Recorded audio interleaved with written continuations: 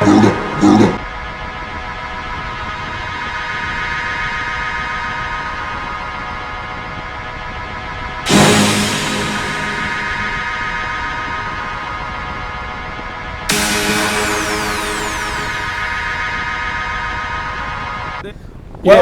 to the Strange and Dirty Cryptid Podcast. I'm Dwight Campbell. And I'm Robin Moonshadow. In this week's episode, we got a special guest, Tim Deals, who's a member of Dirty South Squatching. And we have both squatched with Tim together. And I've squatched with Tim a good little bit. He's one of my squatching buddies. Tim, I welcome you to the program. How you doing today? Oh, I'm doing fine, guys. How you doing? I'm doing just fine. Wet. Yeah, ain't that the truth? Yeah, we actually, me and Tim actually had canceled some squatching we were going to do on Thursday because of this weather. It's just been crazy. I think on my vacation week that I've had just this past week, I've only went out like 3 times squatching because it's just been raining. Each time I was caught out in the rain, but you know, it's not that easy to get out there and go way back in the back country and get all rained on and wet. And you know, all 3 times my feet were soaking wet. They started itching on my way back home. So, you know, that's not an easy situation at all to squatch in the rain. Tim, you know, I've heard you on Finding Bigfoot, and, you know, we've done a couple of festivals together. You know, I've never really heard you talk too much about yourself as far as when you've been on those festivals and stuff. Do you want to tell us a little bit about your background and how you became interested in Bigfoot and all that? Yeah, well, the reason I got started was a buddy of mine had some land that we was,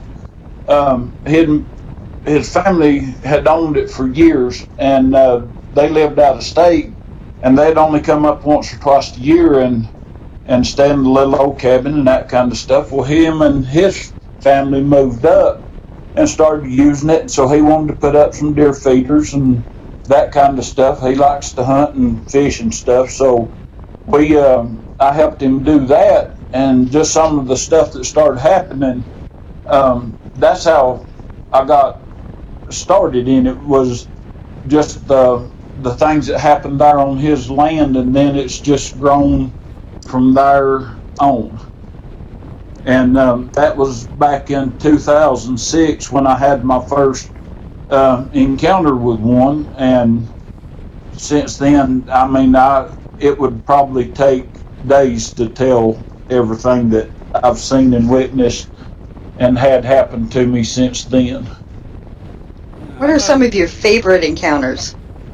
The ones that, well, I like all of them, but I guess the ones that I think is the most special, which just means the most to me because I've been around the festivals and stuff. I've not heard a lot of people say that they've had it happen to them, but I have heard them have conversations back and forth 3 different times. And each time was, you know, for 10, 15, 20 minutes. It's not just like they just deer passing through and that kind of stuff, but I actually sat there and heard them talking back and forth to each other and in their language, and what their language is, I don't know. It honestly, to me, sounds a lot like Native American language with some monkey gibberish thrown in on it, was what I heard. And Dwight, have you ever heard that while you've been out up in there? You know, I've heard it somewhat limited, but not to the extent that Tim described. I know when me and Tim first, started squatching together, that was a big point that he had brought up to me, and also to other members in Dirty South Squatching, and we set out some recorders out there to try to catch that, and we've still got recorders out there running in different spots. But we actually set a audio recorder out in that area where Tim had heard some of the chatter, and I haven't heard it to the extent that Tim has, but I have heard vocalizations, and I've heard voices at times, but not real clear, and what Tim's describing is something I hadn't quite experienced myself. Yeah, I've heard the talk. I've heard the chatter, and the yeah, it sounds like Native American, and it's like, well, I could try to do like kind of like this, and I've heard that once. I was like maybe 19 years old when I heard it. Made the hair on the back of my neck stand up, and I wasn't alone. I was with my mom and my sister, and that's what we heard. Like it was a single Bigfoot, and he was just yapping away, and it was like, whoa. It seems the 3 times that I've heard it, every time I was hunting. 2 of the times I heard it in the same spot. One was on a Tuesday evening, about probably 15 minutes before dark, and the next time was a Thursday evening, the Tuesday, and then 2 days later, that Thursday, I was back in there again and heard it again. And the first time I heard it, I called my buddy. Well, I texted him on the phone. I said, somebody's got in on your land somehow, because I said, I can hear them talking. I can hear everything they're saying. What they're saying don't make no sense, but I said, I can hear them as plain as day. And we'll sit here till it gets dark, because they'll have to use the light to get out, and we'll see how they come in on your property. And of course, no lights never did come on. And the other time was I was actually messed up one of their deer drives. And when they finally left, it was probably 2-3 hours later. They went around the top of the clear cut and was hollering back and forth. And I know it sounds funny, but I thought it sounds like they're cussing me out, because I was messing their deer drive up. But that to me is what I think of the most, because I've not heard of a lot of people that's had that experience, and I honestly do. I consider it a privilege to be able to hear something like that. I mean, I don't take nothing for granted, It's like you thought enough of me to where you've talked around me twice, and that in that 1 week, and then cussed me out the other time. I still say it was cussing me out, but for messing that deer drive up. But that I mean, just the way they done, the deer wouldn't come by me, it wouldn't go back up to them, and the one that was down, I honestly think I got in between them, and the one that was down by me circled back around, and when it got up to the top of the clear cut, and I was like, well, I'm sorry, I didn't know you. It was an accident. Yeah, and I thought, well, if they can cuss, I guess I'm getting the rough end of the stick right now. But that, I mean, to me, that is my most. That's the one I consider being the luckiest on.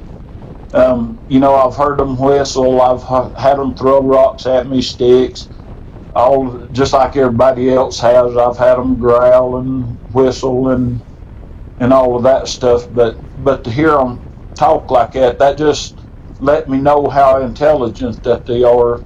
That they're intelligent enough to have a language that they can communicate back and forth with, and it's not, like deer grunts and all of that stuff where you bat, but they've actually got to me, a articulated language to where that you know, it's you could tell that they're intelligent enough to be speaking a full language and not. All right, and one question I got for you is you've been to the Bigfoot Museum down in Georgia, and they've got all the Al Berry, Ron Moorhead tapes that you can listen to on the headphones. I don't know if you actually listened to any of that. When you were down there, did you listen to any of those tapes, and to what extent have you listened to the Sierra sounds? Um, I've, if I'm mistaken, the Sierra sound is that the ones where they sound real aggressive and are. Because I've listened to some much stuff, honestly, it's hard for me to keep which ones are which. Yeah, I didn't know if you. They've got a whole section in the Expedition Bigfoot Museum that's got the Sierra sounds on it, and you can listen to them on the headphones. And I didn't know if you had listened to it. It's the one where they're kind of saying the people in the hunt camp are kind of yelling out in some of the segments, and the Bigfoots go, hoo-ah, hoo-ah, hoo-wah-wah, hoo-ah, hoo-ah. Something like that. Uh-huh. I don't know if you've heard. And that's a lot like what I heard. But the ones I heard wasn't aggressive. Yeah. You know, they was just sitting there just like we're talking, just talking back and forth. They wasn't trying to run me off or nothing like that. Or anything. I think they was just letting me know that, you know, something else is in the woods with you. Exactly. And because after when this took place, we'd been running into them for probably a year and a half before I ever heard them, other than the yells and screams and rock throwings and that kind of stuff. The whistlings was all before, but after about a year and a half is when I actually heard them sitting there talking. Yeah. So it wasn't like the some of the run-ins we'd had before where they would do the, I don't know if you'd really call it a roar or a yell, or sort of like Bobo does on Finding Bigfoot, that and it was so loud that it would make your whole body vibrate. And so it was, what they was doing when they was talking was a lot different than anything I'd ever heard them do before. That's the reason